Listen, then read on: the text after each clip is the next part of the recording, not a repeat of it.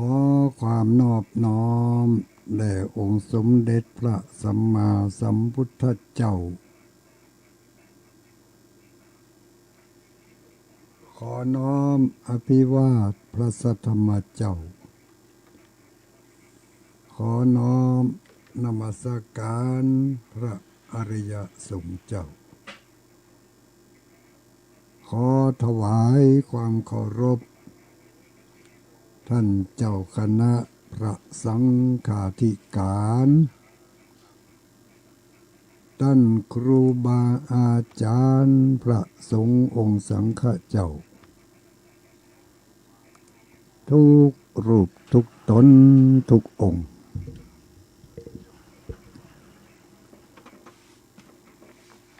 เจริญสุขเจริญพรสวัสดีราตรีสวัสดิ์ยามค่ำคืนอุบาสกอุบาสิกาพุทธบริษัททั้งหลายทุกผู้ทุกคน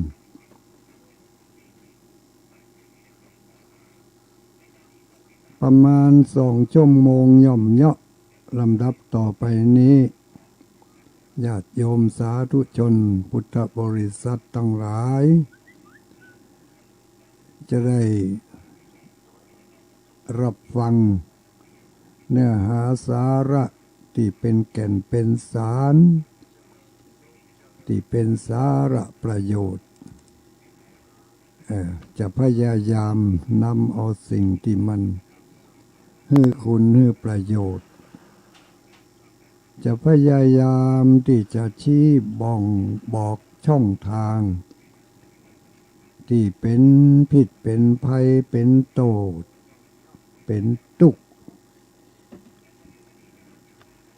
มาบอกมากล่าวแบ่งปันให้หมู่เฮาทั้งหลายได้ยินได้ฟังกันทุกค่ำคืนในเวลาตั้งแต่ประมาณ2 ทุ่มเป็นต้นไปเนาะไปจนถึงปูนประมาณ4 ทุ่มย่อมเนาะเนี่ยเราก็จะได้ยินได้ฟังเนื้อหาสาระจากพระคุณเจ้าทุกตนทุกองค์ที่จะแนะนำมาบอกมากล่าวให้กันได้ยินได้ฟังเป็นเครื่องประดับชีวิตกำแล้วกันเนาะเป็นเครื่องประดับชีวิตการดำเนินชีวิตในบ้านในห้องเขาก็มีห้องรับแขกหรือว่าในบ้านของเขาก็มีเครื่องประดับตั้งแต่ปากประตูบ้านเข้าไปจนถึงในห้องรับแขกพดไปเปี่ยวห้องนั่งห้องนอนที่ต่างๆเหล่านี้ก็มีเครื่องประดับแต่ละอย่างแตกต่างกันไปหน้าบ้านหน้าจองของเขาก็อาจจะมี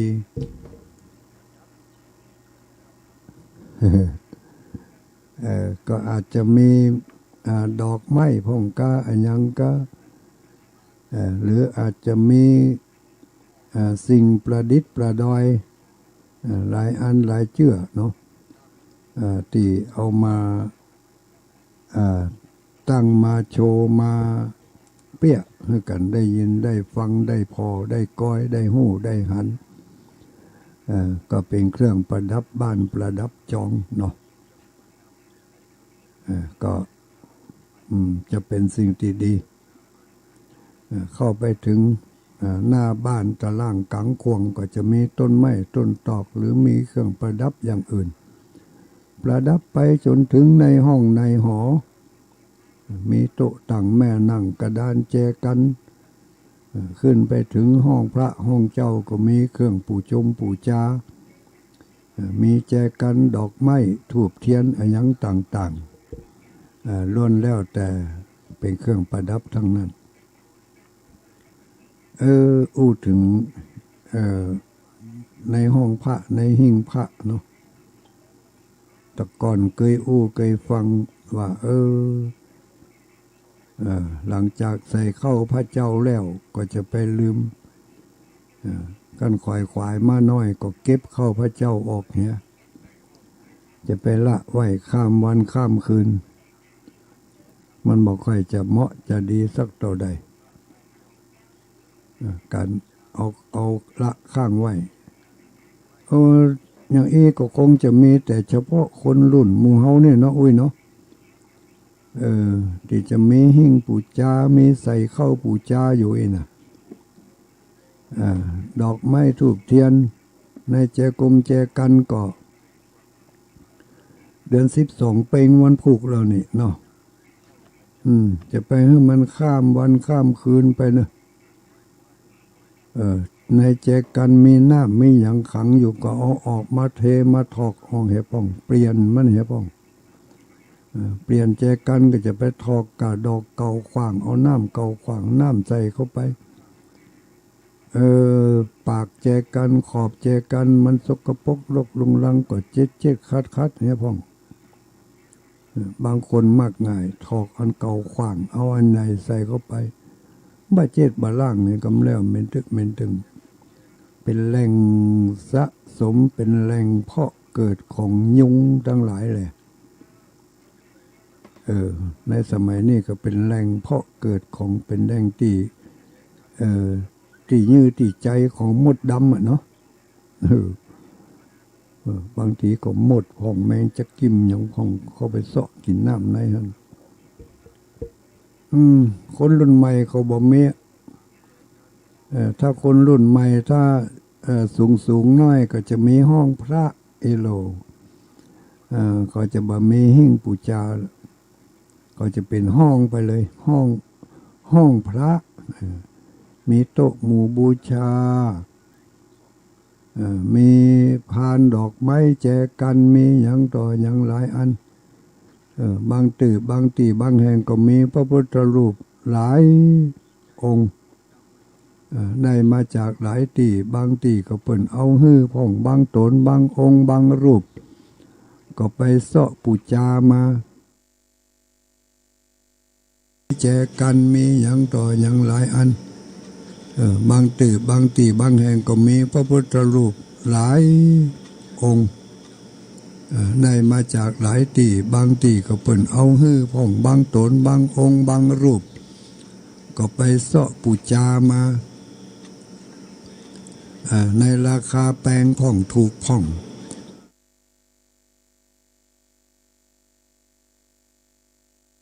ขึ้นจับบ่ได้7 ปัดคัดสีเดือน12เป่งแล้วปากันไปยื้อไปพอห้องพระห้องเจ้าเหียบางตีบางแห่งก็ตามถูกตามเตียนขี้ถูกก็ขี้เตียนยังเฮเบอร์บ่ปัดบ่กวาดบ่เจ็ดกำแล้วทูบขี้ทูบอันนี้ตามมาตั้งเมื่อเดือน10ตั้งเมื่อเดือนเดือนวันพญาวันบ่เราดูยังขี้ทูบยังมีหั่นอยู่ก็มีอันนี้ก็แก่ล่ำไปเหมือนนานเข้าหาห้องพระห้องเจ้ามีห้องแต่บางทีก็เอาเข้าใส่เข้าปูจาใส่เข้าพระเจ้ากำเอาไปใส่นี่คือใจได้แต่กำเอาออกเนี่ยลืมไม่ได้เอาออกสักกำเหมือนนานคือใจได้ก็เอาไปใส่ทำกำอันเก่านั้นยังอยู่หั่นอยู่ปัดต่อบางก้อนออกหาสุ่งปุ้งหานักหรือเข้าก่อนที่ออกในอันถ้าว่าหามาเข้าใจก็หาเนาะเชื้อราให้รู้ขึ้นลาดำลาแดงขึ้นกับก่อนเข้าคืนวันนี้คืนวันจันทร์ญาติโยมทั้งหลายวันจันทร์วันที่20แล้วนี่เนาะแต่เจ้าไม่ได้ออมทรัพย์กับเขาสักกำหล่นไปโดยนางแก้วเหรอคืนวันจันทร์คืนวันที่20เดือน12ออก14ค่ำ เดือน12ออก14ค่ำก็บางห้องก็เกี๊ยมห่อข้าวต้มขนมที่จะไปวัดวันพลุเกี๊ยมข้าวตอกดอกไม้หลายอันหลายอย่างเนาะบางห้องก็ทำกับข้าวกับป๋ามีบางห้องพอเข้าไปนอนนะฮะจะนอนฟังเน้อไอ้วะก็ยังพดนี่คืนนี่นะถ้านอนฟังนี่บ่พดก็เดี๋ยวรับละให้ละจะไปรับละกันเน้อเดือน12แล้วนะเดือน14ค่ำแล้วนะบึดท่าฟังดีๆเนอะมีอย่างแปลกๆตะมูตะล่างกลางควงกานอกบ้านนอกฝากานี่ ระวังเงยดีระวังเงยดีบึดฟังพอเนอะจะมีเสียงบางอย่างข้องบางข้องก็ไปหาภรรยาเก่าผู้เป็นภรรยาก็ล่นไปหาสามีเก่าล่นไปบ่ปะเลยแหงบางป้องก็ล่นไปหาลูกได้อยู่ดีกินม่วนสนุกสนานแล้วบางป้องก็ล่นไปหาพ่อหาแม่ที่ยังมีชีวิตอยู่เมืองคนบางป้องก็ไปแล้วบ่ปะบางพ้องก็ปะแล้วแต่บ่สนใจคู่กันบ่ได้เพราะมันคนละมิติเนาะคนละคลื่นความถี่แล้วลูกเขาอยู่คลื่น FM เนี่ยแล้วเขายังอยู่ในคลื่น AM อยู่เนี่ยเนาะเขาตักเขามาตั้งลายแต่ว่าเขากำลังเข้าอ่านตังเฟซเนี่ยมันไปปะกันวะเขากำลังเปิดเฟซอยู่เนี่ยแล้วมีผู้ที่ส่งไลน์มาอาจจะดังติงต้องอาจจะส่งสัญญาณอย่างใดอย่างหนึ่งเข้ามาแต่เขาไม่ได้สนใจไลน์มัวอ่านกับเฟซอยู่ฮั่นนะมัวอ่านกับเฟซอยู่ฮั่นก็เช่นเดียวกันญาติโยมทั้งหลายพูดผีปีศาจที่ตกตายไล่จากหมู่เฮาไปสู่ปรโลกไปหน้าตามคัมภีร์บางฉบับ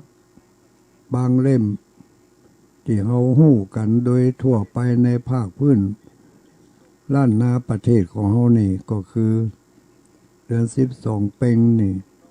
เปิ้นจะส่งเปิดโอกาสให้มายื้อมาใจ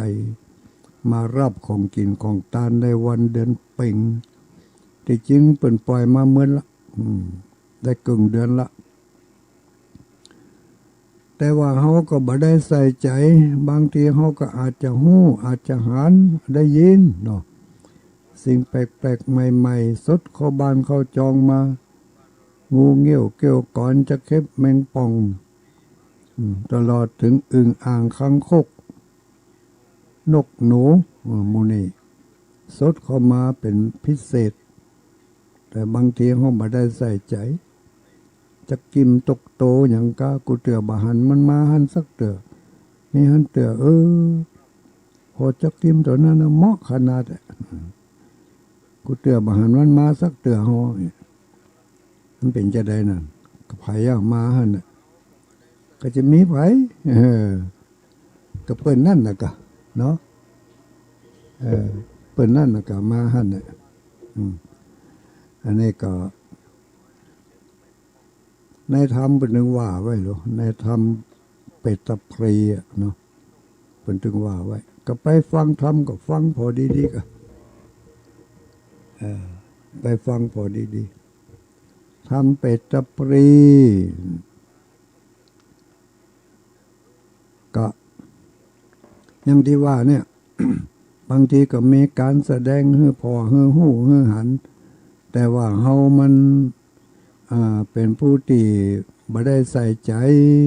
กึดบ่ได้กึด กึดบ่ถึงกึดบ่ถึงมันจะได้กึดบ่ถึงโดยเหตุว่ามีวิบากกรรมของเฮาถึงสองที่มาเกิดเกิงเอาไว้วิบากกรรมของเฮาถึงสองก็คือระหว่างเฮาที่อยู่มนุษยโลกนี้และวิบากกรรมของคนที่อยู่ปรโลกปรโลกก็คือโลกอื่นบอกว่าจะเป็นโลกของเดรัจฉานโลกของเปรตโลกของอสุรกายโลกของอย่างอสุรกายเปรตนรกเนาะแม้กระทั่งโลกของสวรรค์ก็เช่นเดียวกันอันนี้บางทีเขาก็อยู่ในโลกนี้เขาก็อาจจะรับสัญญาณจากโลกนั่นโดยตรงได้แต่เพิ่งก็มีสัญญาณมาบอกมากล่าวให้เขาได้สื่อให้เขาได้หู้ได้หันแต่โดยกรรมวิบากอันใดอันหนึ่งที่เรียกว่าจะเป็นกตัตตากรรมก็ได้เนาะกรรมที่มาตัดบันเกิดเกิงเบิ่งเขาได้หู้ได้หันได้เข้าใจว่านั่นคือสัญญาณจากผู้ที่อยู่ปรโลกมาเตือนมาบอกให้ผู้ที่อยู่ในโลกนี้แต่ว่าเขามาอาจจะรับได้เพราะเขากำลังอ่านเฟซแต่เปิ่นส่งไลน์มาติ้งต้องเขาบ่สนใจเป็นสัตว์เป็นสิ่งสารสัตว์แปลกประหลาดเข้าบ้านเข้าจองมีเสียงผิดปกติต้มตั้มก็ดีเสียงหวยหวนก็ดีเสียงนกห้องก็ดีเสียงอันยังต่างๆเหล่านี้ที่มันผิดปกตินั่นคือเสียงเตือนเสียงบอกเสียงกระซิบกระซาบจากผู้ที่อยู่ปรโลกแต่เรามาอาจจะรับสื่อกันได้ตอบท่องกันได้ถ้าเราไปเปิดเหมือนกับถ้าเราเปิดไลน์เนาะได้ยินเสียงติงต้องเราเปิดไลน์เข้าไปซ้ำเป็นไลน์ที่ส่งมาก็ซ้ำเป็นอะไรอย่างส่งมาเป็นรูปภาพนะเนาะ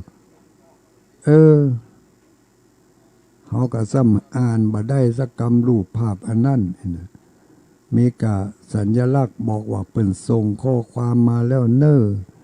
เขาคลิกไปอ่านก็อ่านตึงบ่ได้เป็นมันยังพี่เบาหูไปเยอะนะอันนี้ก็เช่นเดียวกันบางทีก็ส่งสัญญาณผู้ที่อยู่ปรโลกส่งสัญญาณมาแล้วแต่เขาบ่อาจที่จะรับสื่อจากเพิ่นได้โดยตรงเพราะว่าส่งกันมาในละคนละระบบกันเขาเป็นระบบที่อาจจะเป็นระบบที่ใหม่นะเนาะเขาอัปเกรดอัปเดตใหม่เป็นเวอร์ชันใหม่แต่เพิ่นส่งมาเป็นเวอร์ชันเก่าอ่านกันบ่ได้สักคำหู้อยู่ส่งมาแต่อ่านบ่ได้อันนี้ก็เช่นเดียวกันหู้อยู่ได้ยินเปิ้นว่ามีผู้ที่ตายไปสู่ปรโลกไปหน้าส่งสัญญาณมาให้หมู่มนุษย์ส่งมาให้ลูกให้หลานได้ยินได้ฟังได้หู้ได้เข้าใจแต่ว่าลูกหลานทั้งหลายก็บ่เข้าใจบ่เข้าอกเข้าใจในสื่อที่ส่งไปนั่นสักคำบางเตื้อก็มีวิบากกรรมบางอย่างมาเกิดเกิงไว้บ่ฮือได้หู้บ่ฮือได้หันบ่ฮือได้เข้าอกเข้าใจบ่ฮือได้กึดถึงเฉลียวใจว่าอันนั้นคือสัญญาณส่งมาจากผู้ที่อยู่ปรโลกมาขอแบ่งส่วนบุญมาขอเตือนผู้ที่อยู่ในมนุษย์โลกนี้บอกว่าสู่เจ้าทั้งหลาย ทำบุญมาให้เราจิมเนอขณะนี้เราได้รับความทุกข์ทรมานแสนจะลำบากเหลือเกินเขาบ่มีที่พึ่งอื่นแล้วนอกจากพวกท่านทั้งหลายเท่านั้นที่จะเป็นสรณะเป็นที่พึ่งแก่เฮาได้แต่เฮาบ่ได้ยินเป็นเสียงอย่างอี้สักคำอาจจะได้ยินเป็นเสียงอย่างอื่นไปเนาะเมื่อเป็นเช่นนี้ก็จึงสื่อกันบ่ได้บ่เข้าใจกันอันนี้ก็หมู่เฮาทั้งหลายค่ำนี้คืนนี้เป็นคืน14ค่ำในธรรมบางผูกเป็นว่าเอาไว้อย่างนี้นะพอถึงวันเดือน12เพ็งมาจุจอดหอดถึงหมู่พวกพูดผีปีศาจต่างๆเหล่านั้นเมื่อได้รับของกินของทานแล้วตกค่ำคืนมาก็จะปากันปิกในค่ำคืนของเดือน12เพ็งเนี่ยจะปากันปิกทยอยกันปิกบางพ่องก็ปิกด้วยยานของตัวเองบางพ่องก็ต้องปิกด้วยแรงของกรรมที่พลักดันให้ปิกไปที่เก่าที่เดิมสัตว์บางพวกได้รับผลบุญจากลูกเต้าหลานเหลนมีความกตัญญูกตเวทิตาได้ทำบุญอุทิศไปให้แล้วเขาได้รับบุญแล้วก็เอาบุญนี้ไปเป็นเครื่องยืนยันว่าเขาได้รับส่วนบุญอยู่แล้วก็ได้ระลึกถึงบุญเก่าที่ตัวเองเคยทำมาในภพใดภูมิใดในเมื่อใดก็แล้วแต่เมื่อเขาได้รับส่วนบุญสมมุติว่าเขาได้รับผลทานจากลูกหลานทำบุญด้วยการให้ทานข้าวทานน้ำทานผลหมากดอกไม้เนี่ยมันก็แปลสภาพไปเป็น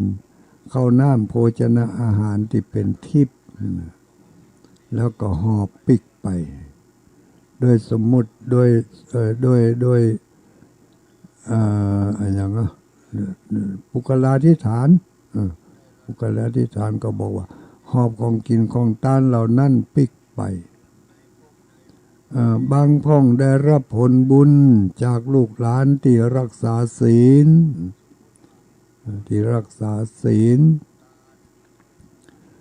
เมื่อรักษาศีลลูกหลานรักษาศีลดีแล้วผลของศีลนี้ทำให้ผู้ที่อยู่ปรโลกนั้นได้รับผลบุญก็คือมีผิวพรรณวรรณะเปล่งปลั่งมีพละกำลังวังชามีหน้าตาชุ่มชื่นดีงามปีกไปเป็นเครื่องยืนยันว่าเขาได้รับบุญแล้วก็บุญอันนี้ก็จะส่งให้เขาได้ลำลึกนึกถึงว่าเขาเคยทำอย่างนี้มาก่อนในภพใดภพหนึ่งชาติใดชาติหนึ่งอย่างแน่นอนเพราะว่า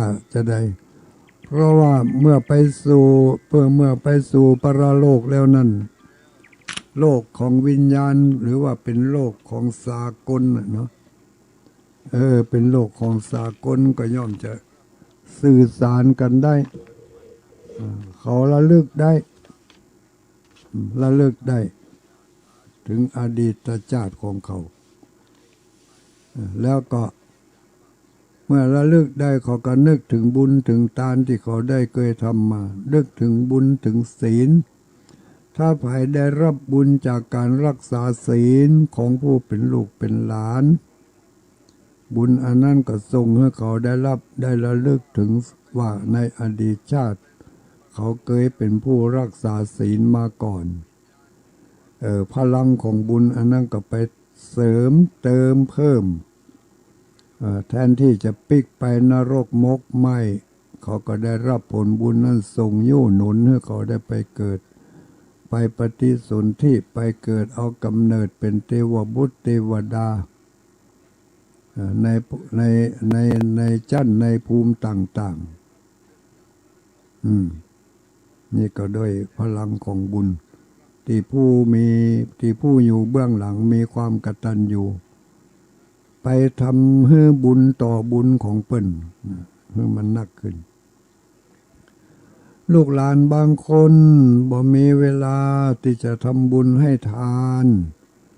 บางคนบางท่านก็บ่มีโอกาสที่จะได้รักษาศีล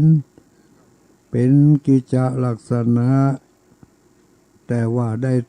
มีโอกาสได้ไหว้พระสวดมนต์เจริญจิตตภาวนาผู้ที่เป็นพ่อเป็นแม่เป็นญาติพี่น้องได้รับผลบุญจากการเจริญจิตตภาวนาของลูกของหลานที่ไหว้พระสวดมนต์ก็ลูกหลานก็อธิษฐานนี่ข้าพเจ้าได้ไหว้พระสวดมนต์ในครั้งนี้จะเกิดเป็นบุญมากก็ตามน้อยก็ตามขอบุญอันนี้จงไปถึงญาติของข้าพเจ้าอิตังโนยาตินังโหนตุสุขิตาโหตุตายาตโยเนาะขอบุญนี้จงสำเร็จแก่ญาติของข้าพเจ้าที่อยู่ในปรโลกบุญเกิดจากการให้ทานก็จะเป็นปัจจัยข้าวน้ำโภชนะอาหารเครื่องอุปโภคบริโภคที่เป็นทิพย์บุญจากการรักษาศีลการรักษากายวาจาให้เรียบร้อยก็จะมีทำให้เกิดเป็นพละกำลังมีผิวพรรณวรรณะรัศมีเปล่งปลั่งบุญเกิดจากการไหว้พระสวดมนต์ทำให้เขาเป็นคนที่มีสติปัญญามีจิตใจเยือกเย็นมีความอดความทนมีความนักแน่นมีดวงปัญญาเกิด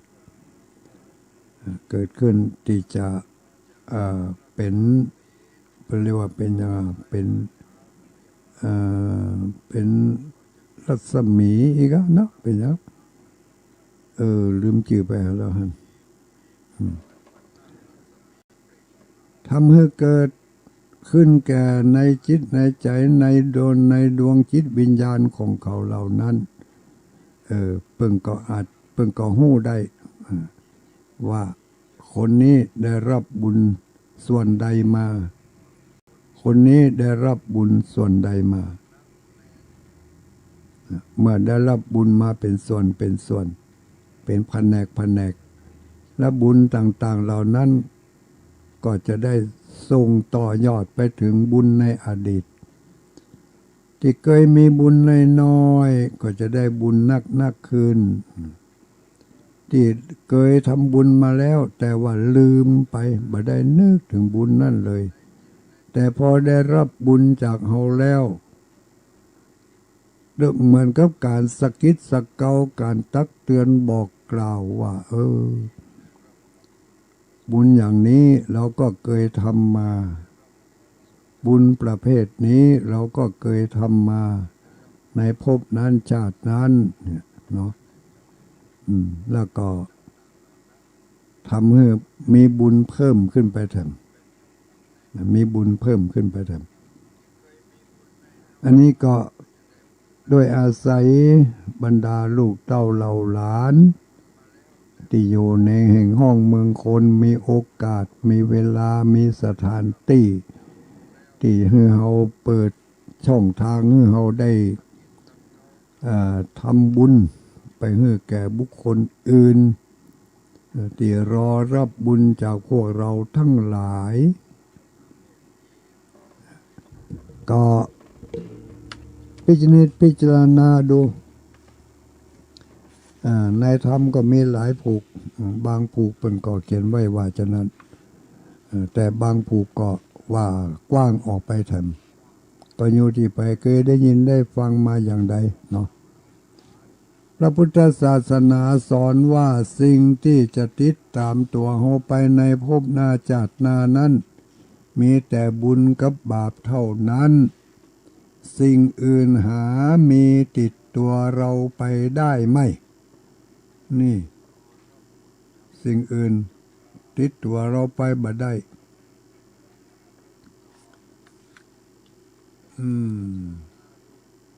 มีอะไรอย่างที่ติดตัวไปบ่ได้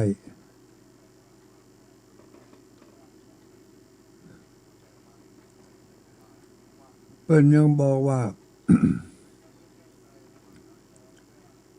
สิ่งอื่นที่ติดตัวเราไปไม่ได้ เมื่อรู้อย่างนี้แล้ว เมื่อยังมีชีวิตอยู่หรือก่อนที่จะหมดลมหายใจลงไป ก็จงรีบทำบุญให้มาก เพราะว่ามันย่อมเป็นของเฮาเองได้อย่างแท้จริง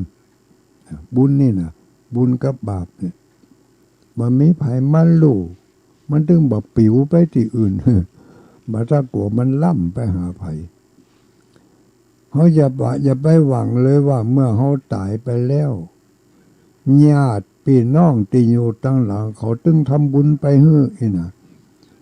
เนี่ยเดือน12เพ็งเนี่ยมาหอดมาถึงเนี่ยเขาลองพอเถอะมีสักกี่คนที่ลำลึกกึดได้เนาะที่ลำลึกกึดได้ว่าจะทำบุญไปหาพ่อหาแม่หาพี่หาน้องอันนี้กะเดือน12เพ็งอย่างเดียวนะญาติพี่น้องที่เขาอยู่ด้านหลังเขาจะทำบุญส่งไปให้เพราะมันยังเป็นความหวังที่เลื่อนลอยโดยเหตุ2ประการเป็นว่าจะนี่นะที่เขาจะไปหวังได้นั่นนะไปหวังว่าเขาจะทำบุญไปฮื้อนั่นนะมันเป็นความหวังที่เลื่อนลอยเนอเลื่อนลอยอย่างใดเหตุผล2ประการที่ว่ามันยังเลื่อนลอยมันยังบ่แน่นอนจะได้บ่ได้บ่โวยนะข้อที่1เขาบ่อาจที่จะทำบุญส่งไปให้ก็เพราะว่าเขาลืมไปว่าถึงเวลาแล้วเขาจะทำบุญไปให้พ่อให้แม่ให้พี่ให้น้องที่เขาล่วงลับดับขันไปหรือบ่ลืมแต่ก็บ่สนใจบ่ใยดีบ่เชื่อหรือบ่ลืมสนใจอยู่อยากจะทำแต่ถูกกรรมตัวหนึ่งมากีดกั้นเอาไว้กรรมตัวนั้นก็คือความตนีขี้เหนียวความขี้จี้จะทำบุญก็จะทำบุญด้วยการให้ทานก็กลัวเสียเข้าเสียของจะทำบุญด้วยการรักษาศีลก็กลัวยังก็กลัวเสียเวลาจะทำบุญโดยจะทำบุญด้วยการเจริญเมตตาภาวนาก็กลัวว่าจิตจะออกหัว ว่าเข้าไปนั่นว่าฉะนั้นเมื่อเขาบ่ได้ทำบุญโดยความเลื่อนลอย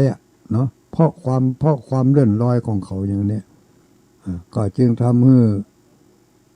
ลำบากหรือว่าทำให้การหวังที่จะไปหวังจากเขาที่เขาอยู่เมืองคนนั่นน่ะมันหวังได้บ่นักหนาเขาอาจจะลืมมาทำบุญส่งไปให้เขาสักกรรมถึงเวลามาแล้วมัวไปอย่างอื่นเหรอสนุกสนานเพลิดเพลินหรือมาจะอั้นก็ไปเกิดเข้าไปหลงผิดหลงพลาดไปในทางที่บดีเนาะมัวไปหลงอยู่กับสิ่งอื่นอย่างเช่นว่าการศึกษาการเรียนรู้การหยังต่างๆเหล่านั้นเมื่อเป็นเช่นนี้ก็เลยทำให้เขามาอาจที่จะทำบุญไปหาเฮาได้แล้วอย่างนี้ก็ เขาก็หมดโอกาสที่จะได้รับบุญจากเขาถึงแม้ว่าบางทีเขาอาจจะกึดได้แต่ว่าจังหวะและโอกาสเวลามันบ่ฮื้อสำหรับที่เขาจะทำบุญที่เขาจะได้ทำบุญเช่นว่าเขากึดได้อยู่จะทำบุญ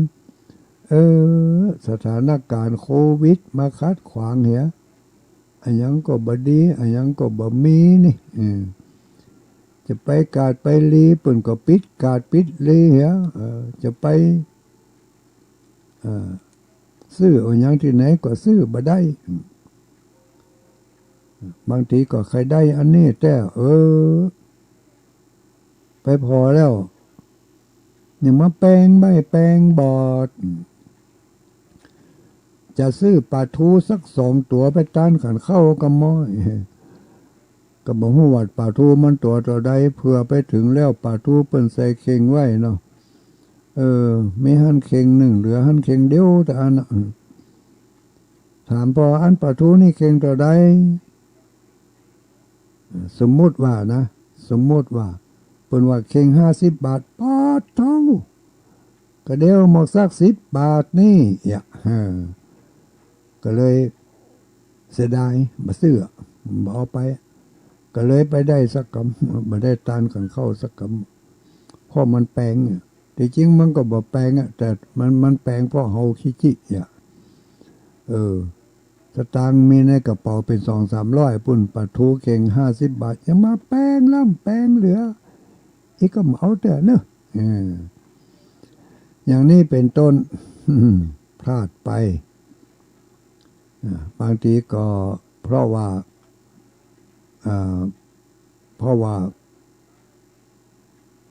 บ่ได้ใส่ใจบ่ได้สนใจบางทีก็บ่มีเงินบ่มีทองบ่มีปัจจัยที่พอที่จะทำได้ทำบุญทำทานได้อยากจะทำแต่แต่ก็บ่มีมันบ่มีบ่ฮู้จะได้ก็มันตึกบ่มีนี่แหละว่าจะกินยังบ่มีนี่ยังมาตานแถม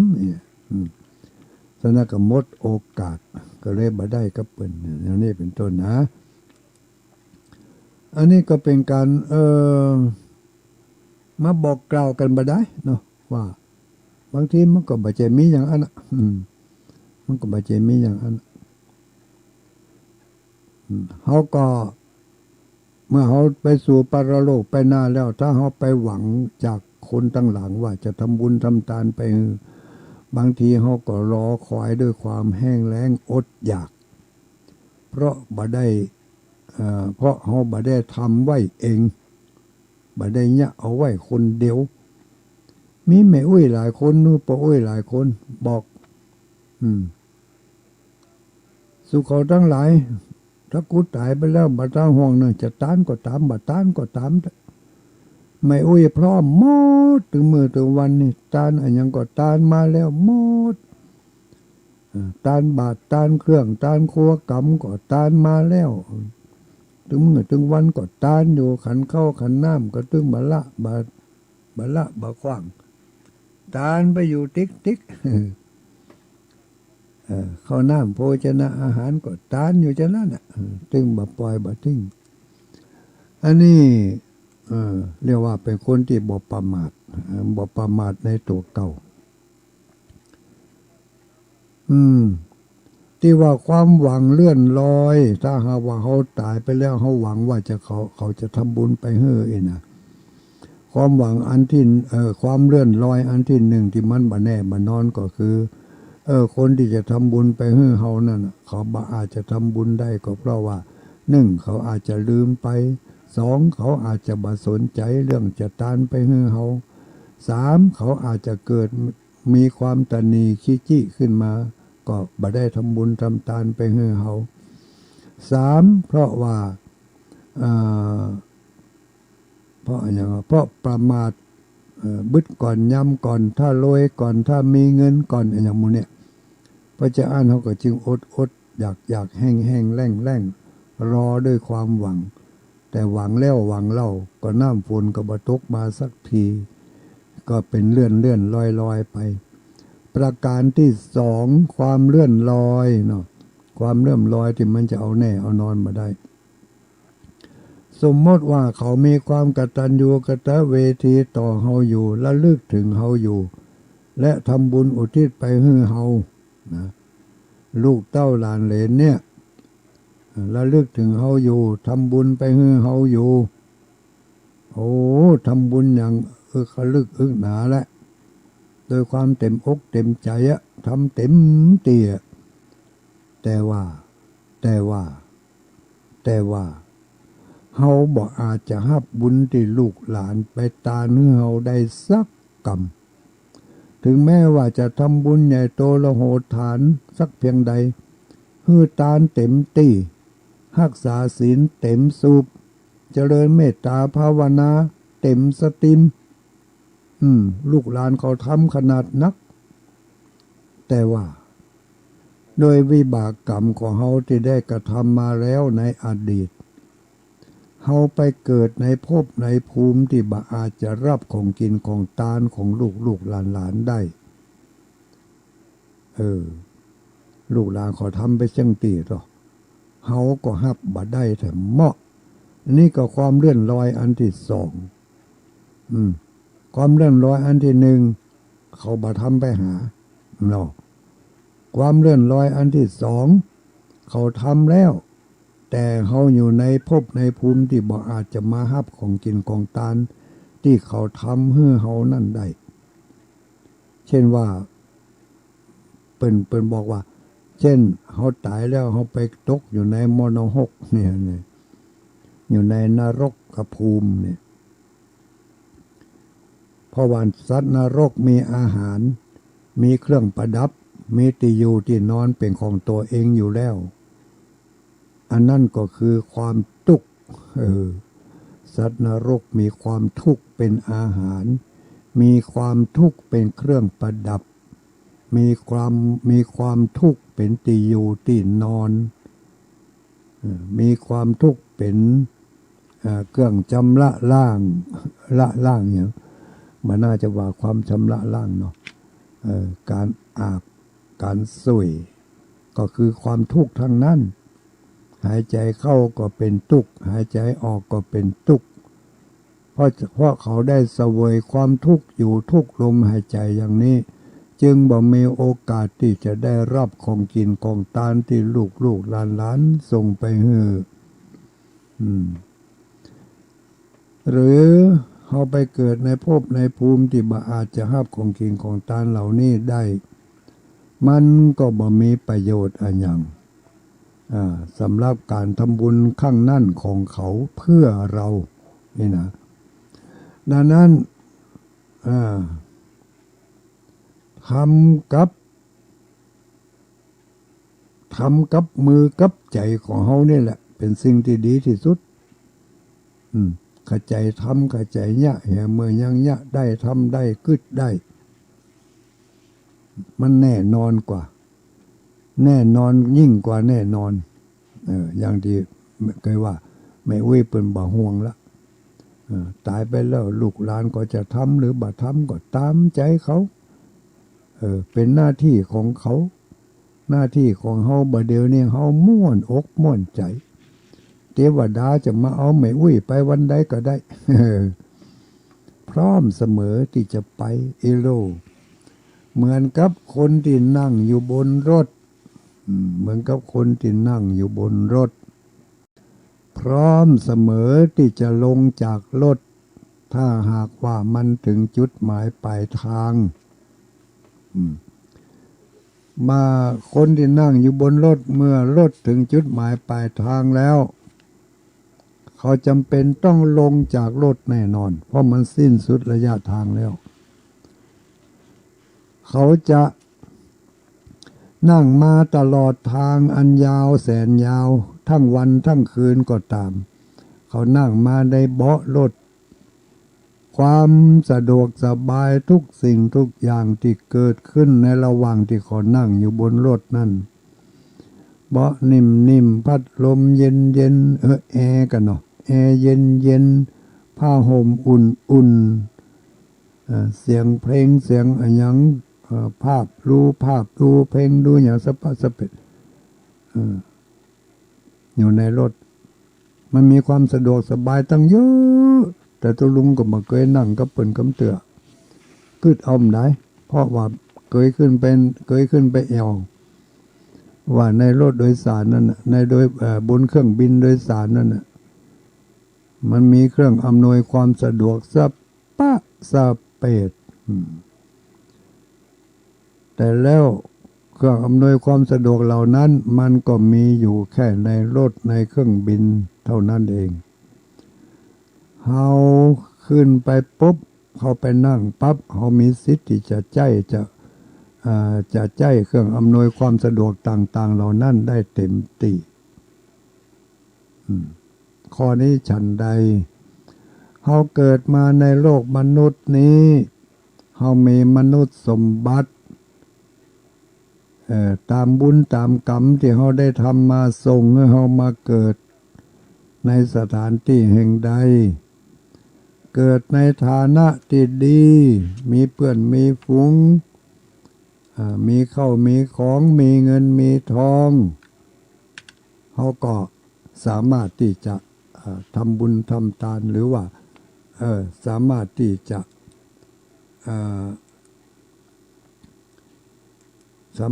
ะแบ่งปันเจือจานให้แก่กันและกันได้ เท่าที่เขาจะให้ได้คนข้างๆใกล้ๆของเขา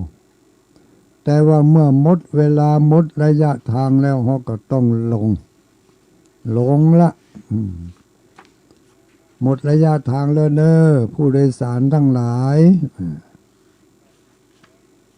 เขาจะเสียดายเสี่ยงตีเสี่ยงอย่างเขาหมกใดในเครื่องอำนวยความสะดวกทุกอย่างที่เขาในระหว่างที่เขาเดินทางมานั่นเขาสะดวกสบายทุกอย่างเสียดายเสี่ยงตีก็บ่สามารถที่จะเอาไปตัวได้กาแฟถ้วยหนึ่งกินบ่เสี่ยงสักกำเสียดายจะเอาแก้วกาแฟมาก็เอาไม่ได้เพราะมันเป็นแก้วของเปิ่นที่เปิ่นเอาไว้ในรถโดยสารเนาะจะเอาผ้าห่มมาก็เอามาไม่ได้จะเอาแอร์มาตัวก็เอามาไม่ได้เพราะมันเป็นของเปิ่นหมดญาติโยมทั้งหลายเขาเกิดมาในโลกมนุษย์นี่มีอันยังบ้องที่เป็นของเฮา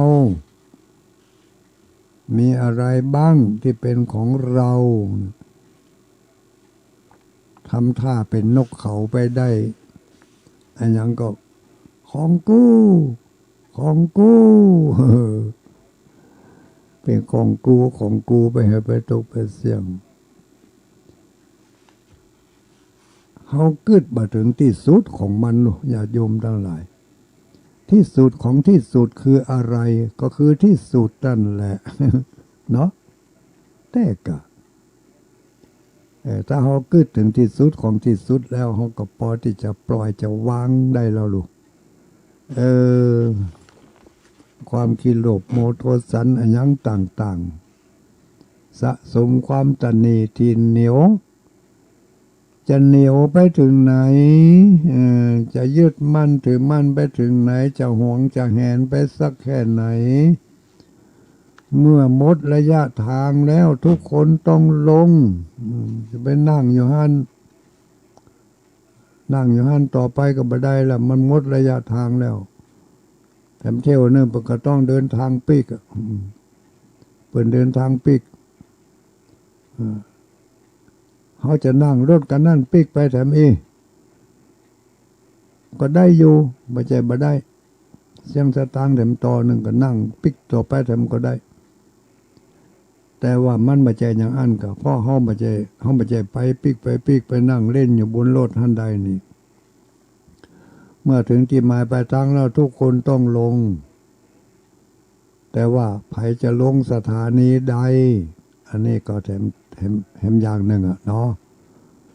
สมมติว่าเขาเดินทางจากกรุงเทพเนี่ยแล้วทีนี้เขาจะมาบ้านเฮา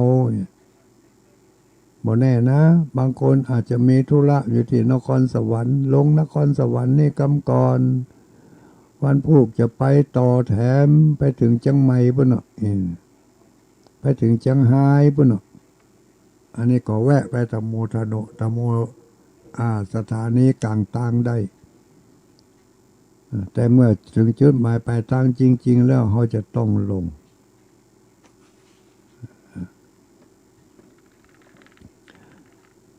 มี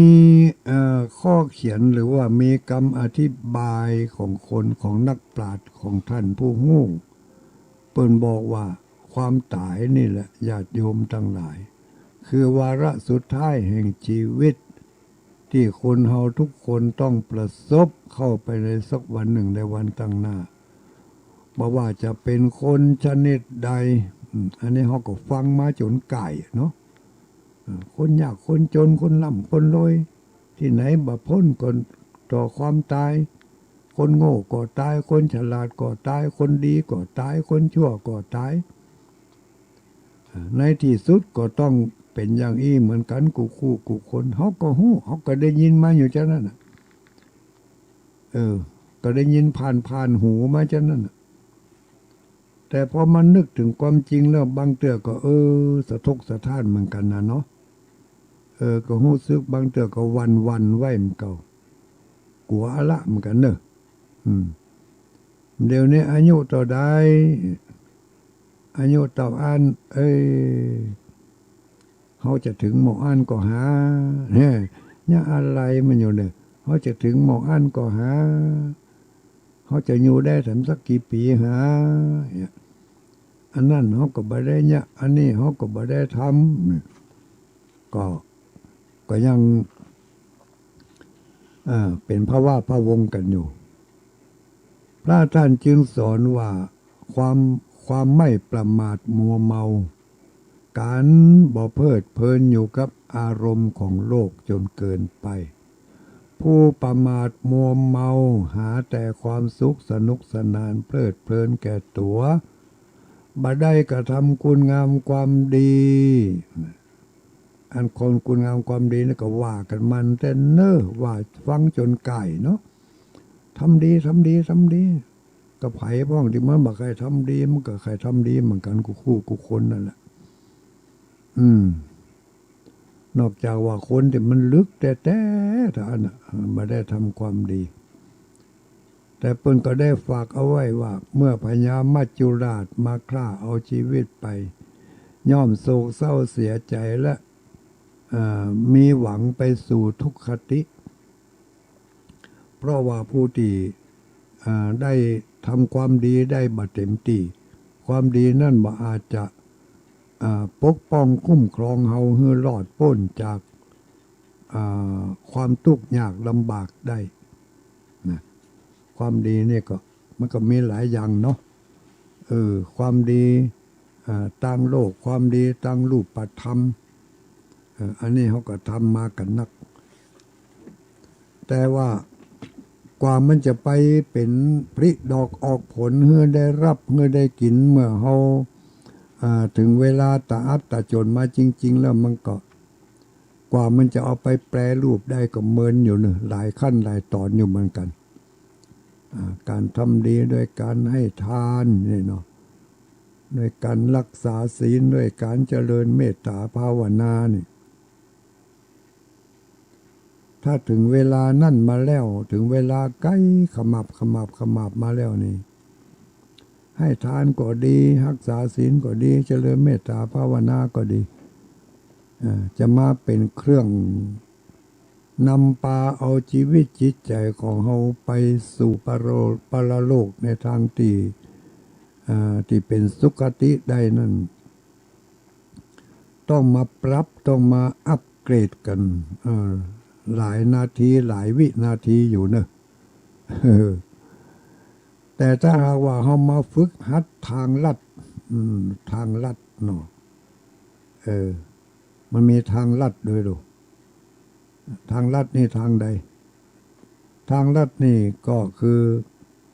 การฝึกดูลมหายใจการฝึกดูความเคลื่อนไหวของกาย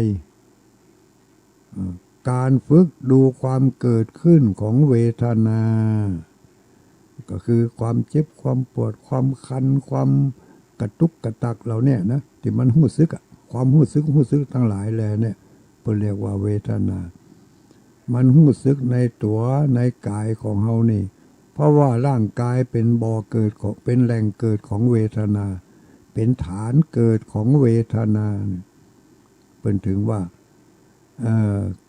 กายเป็นฐานเกิดของเวทนา